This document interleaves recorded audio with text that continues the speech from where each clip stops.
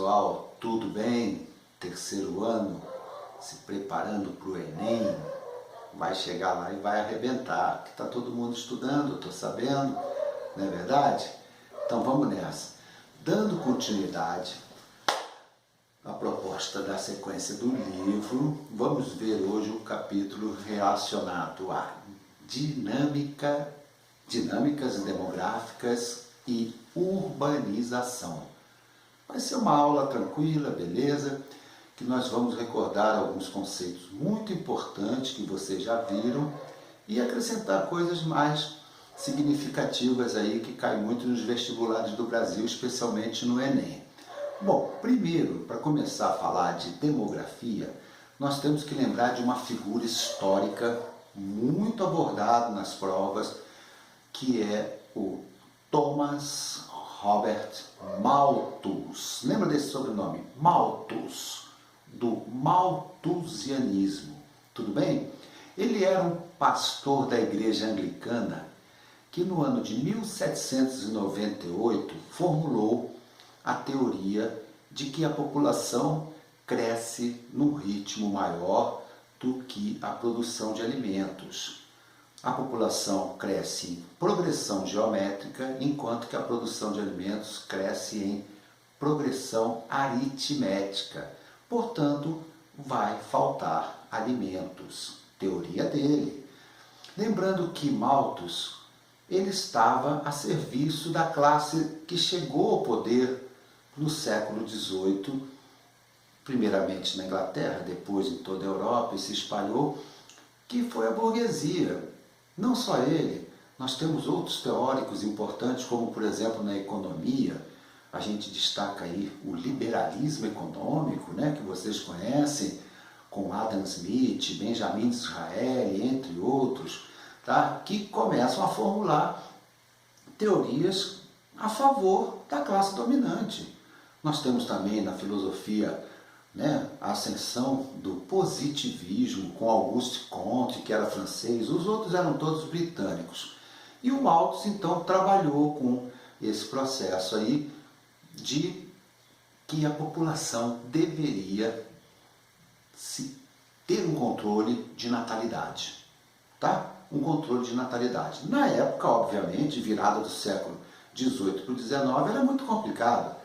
E ele, como era religioso, ele propunha, entre outras coisas, principalmente a abstinência sexual. Tudo bem? Só que o Malthus errou. Ele errou muito feio, por duas razões que iremos explicar. Bom, vamos começar. Primeiro, junto com a Revolução Industrial, que é o período da primeira fase dela, teve também a Revolução Agrícola, que vocês já estudaram. Ora, a Revolução Agrícola, ela fez com que a produção de alimento com uso de tecnologias agronômicas aumentasse a produção muito grande de alimentos, primeiramente na Europa. Ou seja, aquela coisa de falta de alimentos, a gente pode dizer que até hoje não existe. O que existe é uma péssima distribuição de riqueza e renda, obviamente que vai faltar para os mais pobres alimentos. Tudo bem? Então, Revolução Agrícola, ela ocorreu concomitantemente à Revolução Industrial. E não podemos também esquecer que com uma série de fatores ao longo do século XIX, que iremos citar aqui, que vale até hoje, de certa forma, que foram acontecendo, a população foi automaticamente, com esses processos todos que eu vou citar, ela não teve aquele ritmo de crescimento tão grande da natalidade. Podemos citar a urbanização, afinal de contas, criar filhos na cidade é muito mais caro. Os acessos aos métodos contraceptivos, que com o passar do tempo a ciência foi fazendo com que ocorresse mais acesso a uma série de coisas, combinando lá na década de 1960 com a invenção da pílula anticoncepcional, lógico que foi bem depois, tudo bem? Nós temos também a maior inserção da mulher no mercado de trabalho. Ora, se a mulher vai para o mercado de trabalho, como ela foi introduzida ao longo dos tempos, porque antes era muito machista, a tendência é ter menos filhos. E houve então uma queda da natalidade, que não precisou de intervenção estatal, como diferentemente da China, que é outro caso que iremos ver. Beleza? Malthus errou, mas ele ainda é muito comentado, muito usado ainda para avaliar alunos aí sobre essas questões históricas da evolução demográfica no mundo. Tudo bem? Mas mesmo assim, e além do que, com todas as guerras e doenças, a população mundial cresceu muito, tá? Nesses últimos 2 séculos. Tudo bem? Aí o que acontece? Você vai ver aí um esqueminha de um gráfico que o pessoal adora colocar nas provas de vestibular. Vê aí.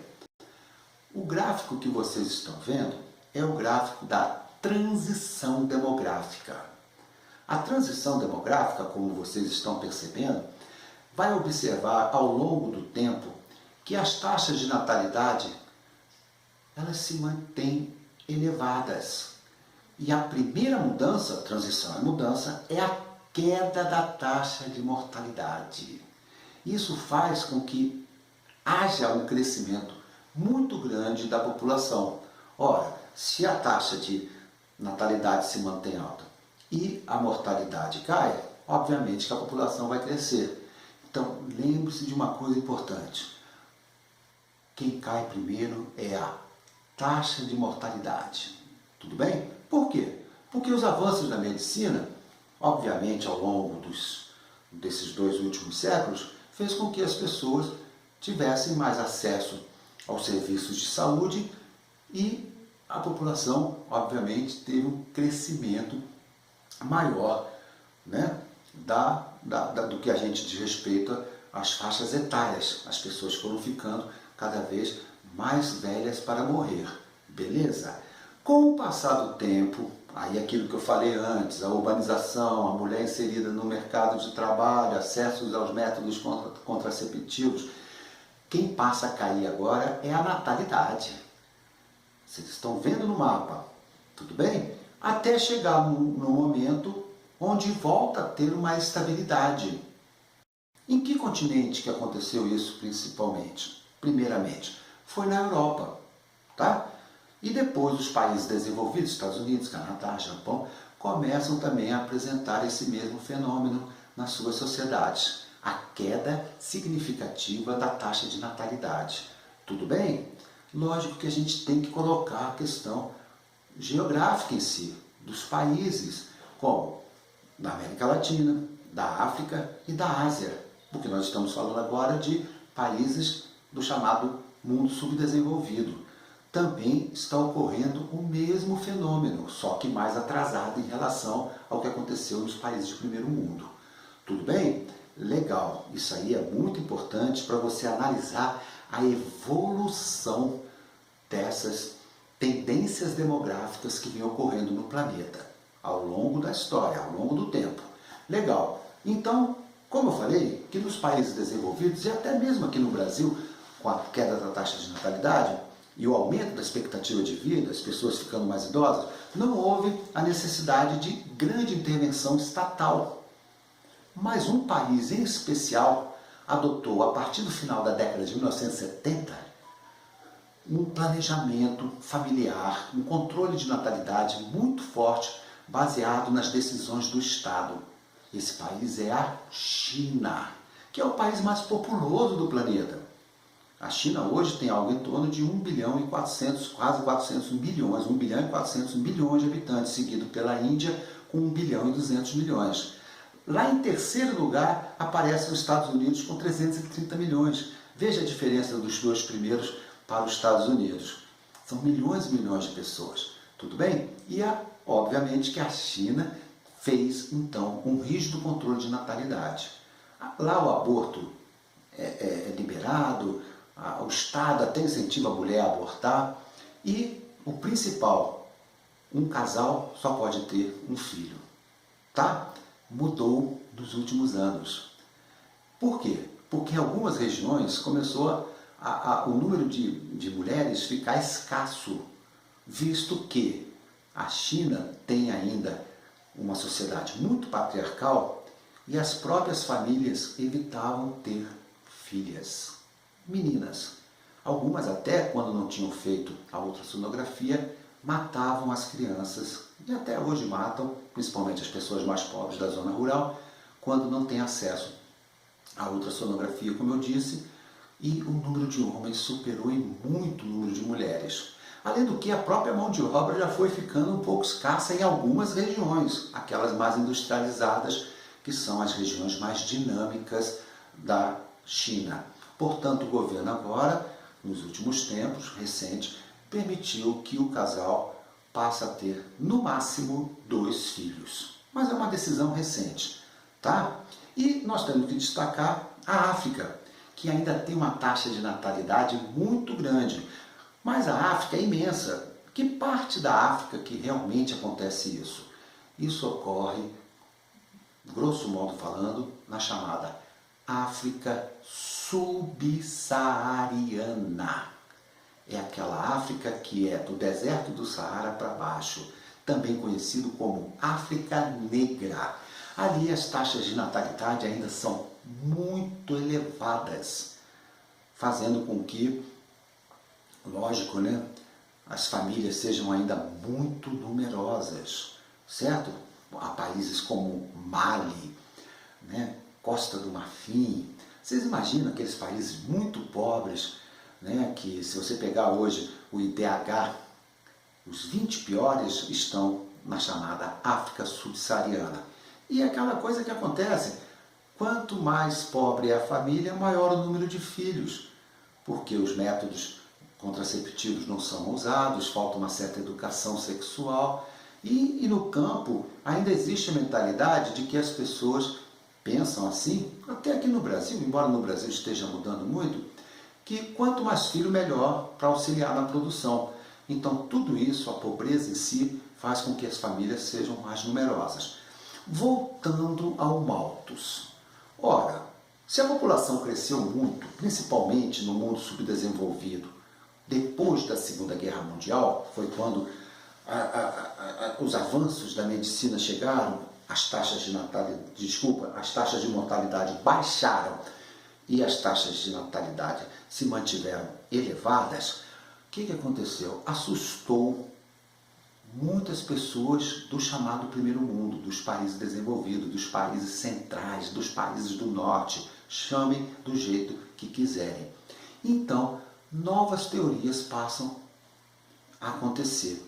Uma delas é o neomalthusianismo. O neomalthusianismo prega o controle de natalidade nos países subdesenvolvidos. Ora, por que eles não pregam lá na Europa? Por que não pregam na América anglo-saxônica? Porque ela não precisa.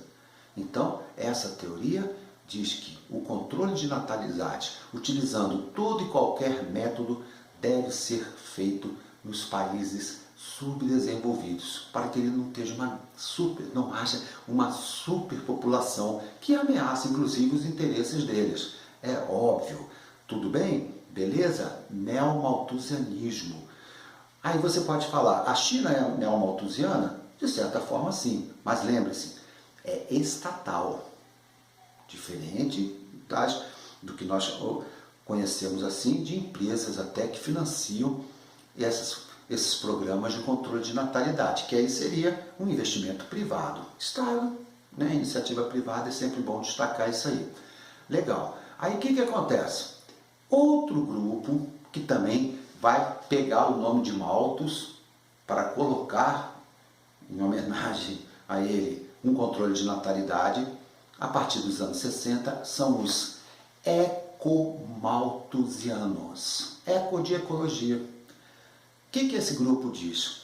Se nasce muita gente, tem uma pressão demográfica muito grande sobre os recursos naturais. Ora, e eles querem preservar a natureza, eles são ambientalistas. Como? Evitando uma taxa de natalidade elevada. Ecomalthusianos. Mas aí cai naquele velho erro. Qual é? Quem mais consome é quem mais destrói a natureza. Os impactos ambientais maiores são de quem? Hoje, Estados Unidos e China. Países que controlaram sua natalidade. Hoje a China é o maior poluidor do planeta, em segundo lugar Estados Unidos. E outros que também tiveram um controle de natalidade, países europeus que consomem muito, Japão e por aí vai. Então, esse é um erro muito marcante do ecomalthusianismo. Tudo bem? E quais são as consequências quando olhamos essas faixas etárias, essas taxas de natalidade mais ou menos elevadas, essa expectativa de vida muito longa em alguns países europeus e tal, na Europa como um todo? Ora, o impacto que existe na economia. Se há uma grande quantidade de jovens, significa que a taxa de natalidade é elevada, concordam? Então, onde que os investimentos serão maiores? Serão maiores em escolas, em creches, etc.